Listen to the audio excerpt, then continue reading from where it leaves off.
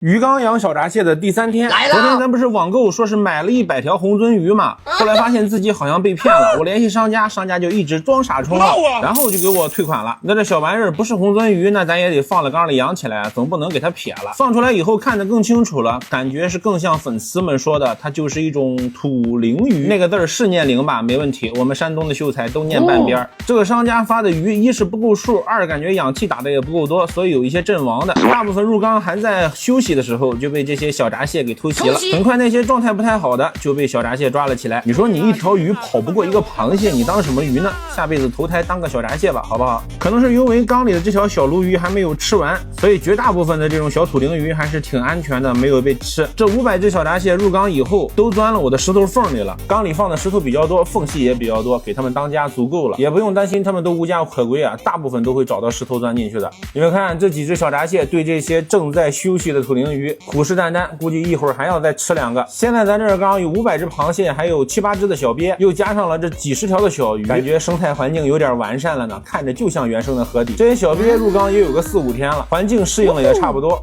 因为缸体太大了，我没法给它单独喂食，我觉得就在缸里偶尔吃个小闸蟹，吃个小鱼儿不算毛病。毕竟这几只小鳖已经跟了我1年了，都是去年开100鳖缸剩下的小鳖。过了一晚，早上再来看咱的缸，水感觉明显比昨天更清澈了。喂食的这只小鲈鱼已经被吃得干干净净，这鱼皮昨天我看还都在呢，今天就已经光棍了。看来晚上关灯以后，他们背着我偷偷加班，把这个鱼给啃干净了。缸里的这一群小土灵鱼也都起飞了，不在缸底趴着了，应该是适应了环境。你看，但凡游起来了，这样的小闸蟹就不容易抓到它们了。这个土灵鱼我查了一下，也能长挺大的，咱就不管了，就在缸里养着吧。哎，这是啥？我去，我的小鳖没了。我本以为这些小鳖会站在这个缸里的食物链顶端，没想到它们先被小闸蟹给 KO 了。看这个个头，应该是这些小鳖当中最小的那一只，身体已经被掏空，只剩个壳了。还有就是昨天晚上我刚摆好的植物，今天再来看就已经东倒西歪了，下面全是小闸蟹。这些哥们儿应该是晚上背着我偷偷出来打洞，这不行啊，我这植物以后就种不住了。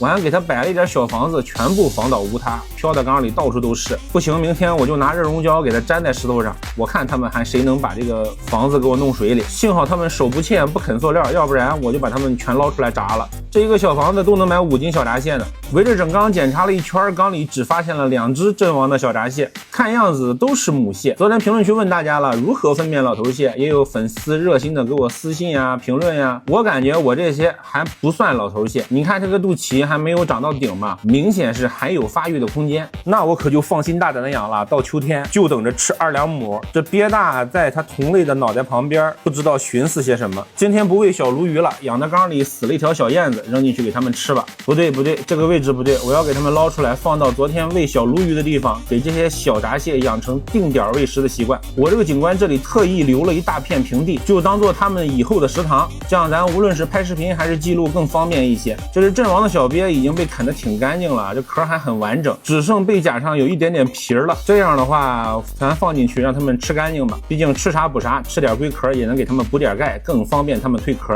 根据我养海水螃蟹的经验来说的话，螃蟹蜕壳还是要补充一点钙的，没有钙的话它们不蜕壳。就像我之前养的梭子蟹，就经常把我缸里的嘎啦皮啊、螺壳什么啃碎了。过了差不多20分钟，这只小鱼就被小闸蟹包围了。不过很明显，这么一条小鱼应对500只小闸蟹的话，估计是挺不到晚上的。就这个鳖壳还剩这一点肉，都有3只小闸蟹围着啃，看来他们是真的饿了。所以我决定今晚上我下班的时候，我把屋里的灯都关了，只留着1盏灯，然后再给他们放个小鱼儿，录1宿的延时摄影，看看咱放进去的500只小闸蟹到底能有多少出来吃食的。否则白天的话录延时摄影，人来人往的小闸蟹看见人就跑，咱无法统计到底有多少小闸蟹开口吃食了。没点关注的点点关注，咱们明天发后续。